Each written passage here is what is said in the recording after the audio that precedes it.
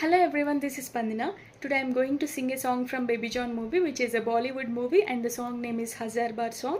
One of my most favorite song in my current playlist, and my most favorite singer also, Shreya Ghoshal. So listen and enjoy it. ओ, मेरे करीब तुझे, मेरे करीब तुझे, मेरे नसीब तुझे आना ही था।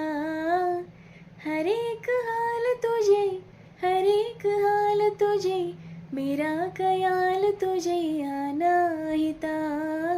तुझसे मोहब्बत जो करने लगा, ऐसे लगे मैं संवरने लगा। कल सातों में ख्यालों ने तेरे भरा, तेरे जैसा तो जहाँ में नहीं दूसरा अप्सरा, हाय अप्सरा।